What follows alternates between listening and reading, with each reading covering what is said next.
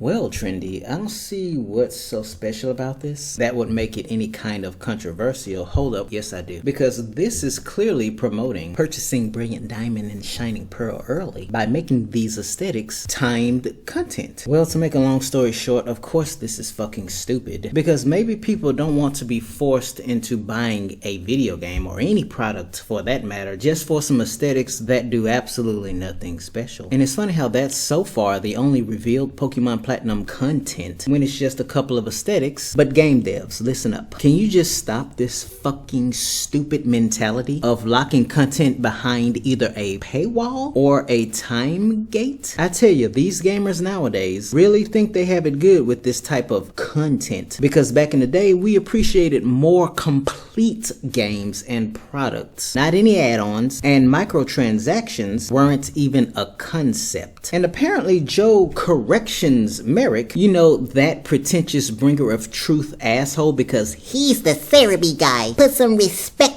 on his name, has to always chime in with his pretentious bullshit. Apparently this guy made a tweet complaining about this time-gated idiocy, and of course the pretentious bringer of truth allows that to wreck his gonads once again. What is it with these man-children using their ego as compensation for what they lack between their legs? Apparently anyway. And of course he thinks he speaks for everyone, because what he's shit posting in a nutshell is his lack of comprehension, because he thinks time-gated content is somehow better than paywalled content. Again, game devs, just give the gamers a complete fucking experience. Getting back to Brilliant Diamond and Shining Pearl, where is any and all of the hype? You mean to tell me that a brand new experience and product is more viable, let alone preferable? Because I look at these games, or should I say game, and yes, the Sinnoh experience isn't my favorite by far, but with that aside, what new and exciting thing, aside from one feature I can think of off the top of my head, can you honestly get excited for? What really stands out about these games? Yeah, sure, they're remakes and they want to faithfully reproduce them, but I want to talk about why these games look like the laziest remakes of them all yet, despite this claim and what the trailers have revealed so far about them. Not only that, but this whole idea of faithfully reproducing Diamond and Pearl through Brilliant Diamond and Shining Pearl is not only a misnomer, but it's a woeful inconsistency as well. Alright, look at this guys. What do you see? Okay, that's a bit better. In the first trailer, of course, we got how the games are going to look, and we got mostly confirmation of returning features. Hooray! That really makes you look forward to paying $60 for the same thing most people will be playing again, but in HD, and of course with modern enhancements. Other than that, there's a Sinnoh Underground, the underground within the Sinnoh Underground, how HMs are going to work, and of course the return of more returning features and how they are going to be enhanced. Like in Amity Square, you get to walk around it with your full party. Hooray! Following Pokemon are returning in their best iteration yet. But about Pokemon following you around once again, sadly you'll have to wait until you first visit Amity Square in Hearthome City in order to finally gain access to this feature. Now for context, this means after your second gym badge, you'll finally be able to have Pokemon follow you around. Typical Game Freak explains why they just continuously poorly execute this beloved feature that quite frankly to me is overrated as hell, and I could definitely do without it. But again, that's just me. They got it right in the first generations, because while you were limited to your starter Pikachu, you had access to it following you around from the very beginning. So now you have to wait for that feature. And of course in Heart Gold and Soul Silver, it was in its superior form. Not only could every single Pokemon available to you could follow you around, but you could even flaunt their shiny sprites around as well. And of course there's the interactions with them, like picking up certain items, even if it's just ultimately aesthetics. But then we fast forward to Let's Go Pikachu and Let's Go Eevee, who managed to bring back that feature in 3D. I can't say much about this because I never played the games, but I don't see any problems with the implementation of the feature in these games. Then of course we get to the classic Sword and Shield, where they have all kinds of comprehension problems because they were poorly programmed in said games when you could only use them in the paid DLC at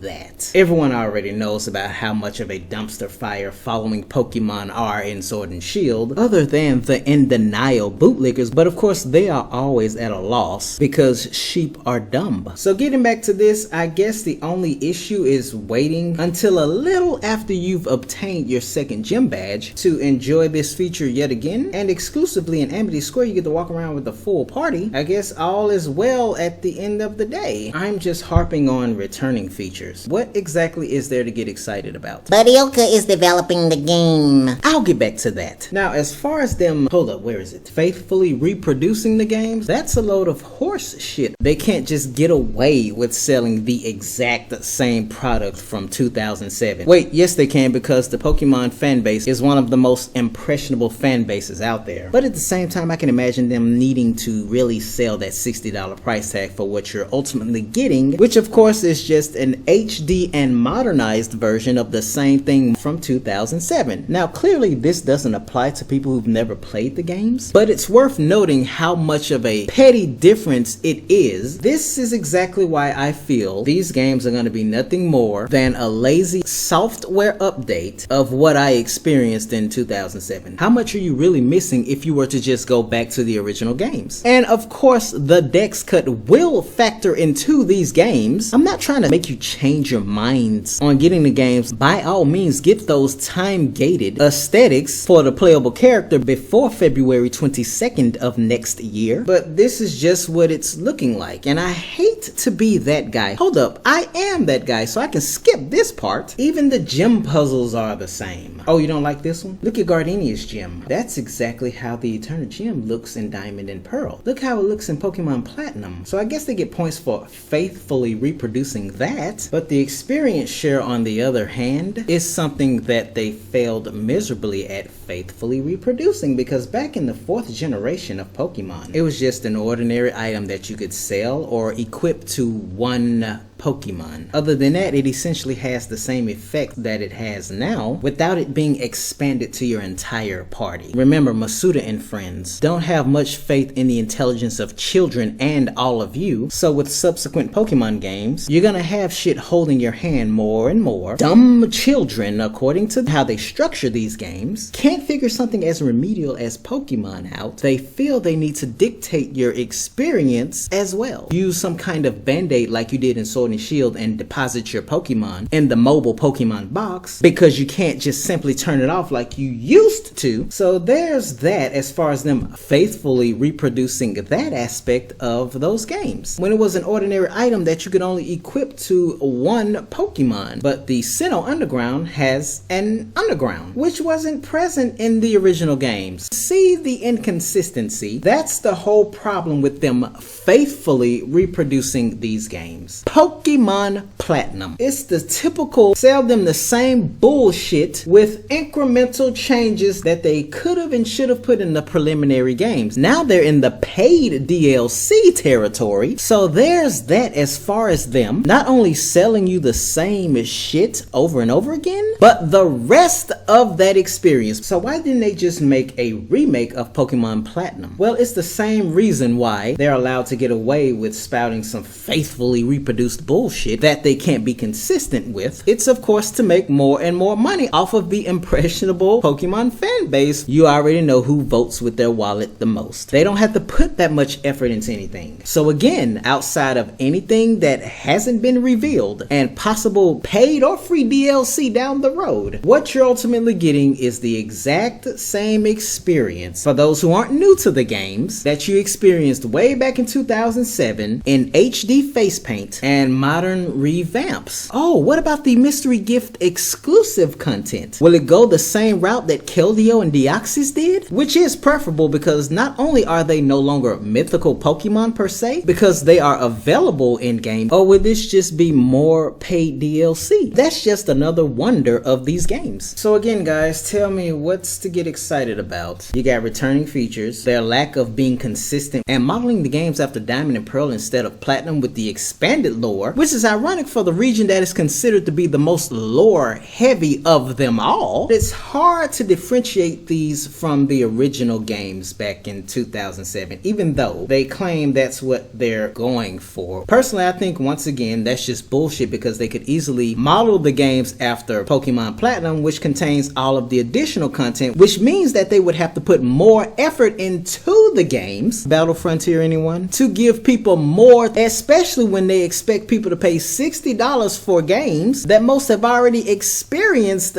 back in 2007. For those of you that are somehow violated that people are throwing any kind of shit at these games, after all, Blame Ilka, not Game Freak. well, here's a little nugget for you guys. If you think Ilka has anything to do with the core decisions, not to mention mechanics, in these games, like with the experience share literally copied and pasted from Sword Shield and the Let's Go games, you are sadly mistaken. If anything, Ilka is nothing more than the face paint on top of these games. Game Freak still has much of a say, as they do with Pokemon Legends Arceus and every other Pokemon game out there. Notice how when someone else has a hand in developing the games, they just look different visually. And I bet this is why Game Freak and friends haven't been hard promoting the games as much as one would probably expect. They are at their core nothing new, and with their struggle of faithfully reproducing the games in the Diamond and Pearl format, that doesn't make them stand out. So the people that are looking forward to these games are people that actually love Diamond, Pearl, and Platinum. It's pure nostalgia. There's nothing to look forward to beyond that. But that's just the problem with remakes and remasters in a nutshell. So if you're looking forward to the games, good for you. It's about what you're getting with that vote of your wallet. And if this is anything to go by, there's really not much there. Just returning features, nostalgia, the Sinnoh narrative, and a lazy excuse to do less by following Diamond and Pearl instead of Pokemon Platinum. Only time will tell, as we're just weeks away from the games finally releasing. But I've seen firmware updates on my phone do more than what these games have to offer so far.